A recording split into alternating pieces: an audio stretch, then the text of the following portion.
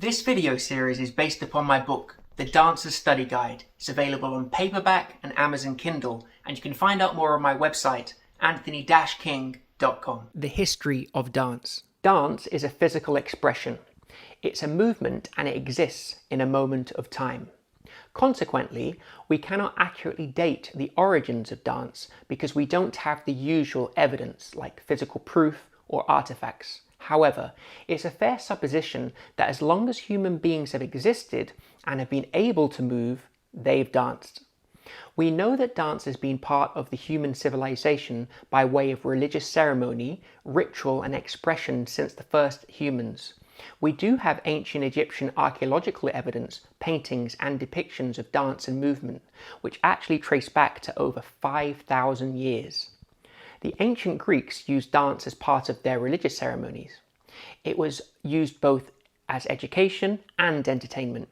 We also have prehistoric rock paintings at the Bhimbetka rock shelters in central India, which depicts dancing and ritual, which some people say dates back 30,000 years.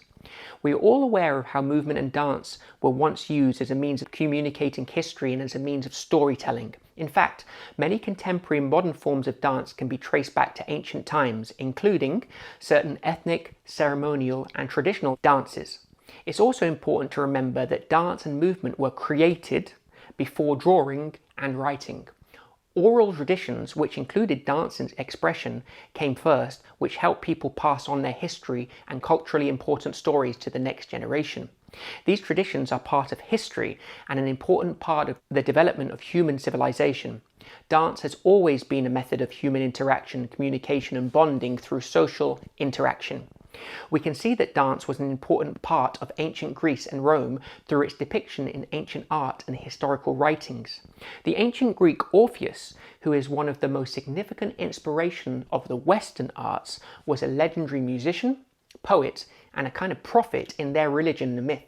He inspired dance and performance for thousands of years, and even through to modern times with ballet in the 1940s from the great Igor Stravinsky.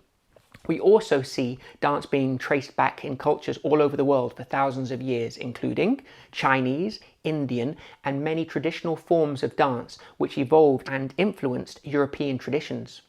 We've seen ceremonial dance performed in the form of religious ritual in Africa through various rites for thousands of years, and even have shamanic dances to elicit rain for the cultivation of crops to this day. In fact, these rituals and rites are still an integral part of their culture and identity.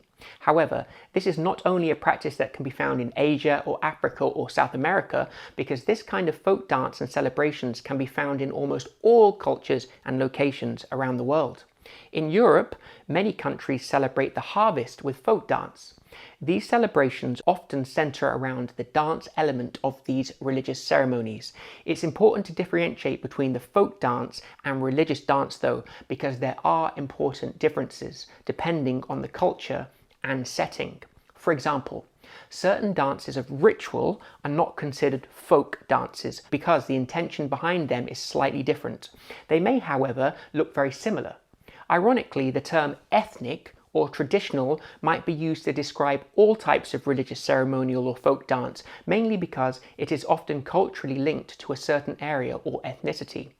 In Europe, we have many types of folk dance, including barn dance, clogging, English country dance, Georgian folk dance, Greek dance, Irish dance, Italian folk dance, maypole dance, Morris dance, polka, Polish folk dance, Russian folk dance, Turkish dance, Ukrainian dance, Nordic dance, sword dance. Now this represents a small part of a much longer list. However, you can see that dance is an important part of our religious and cultural identity.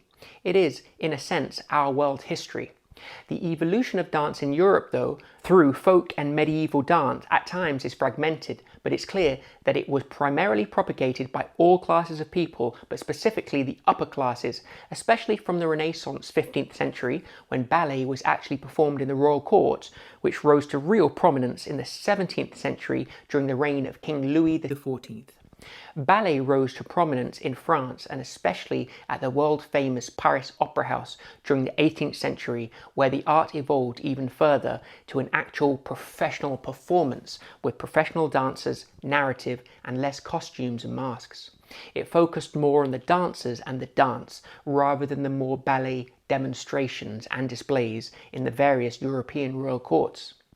What is interesting is the new widespread distribution of different dance styles around the world, as well as music, which was helped by the ease of travel and the consequent sharing of culture.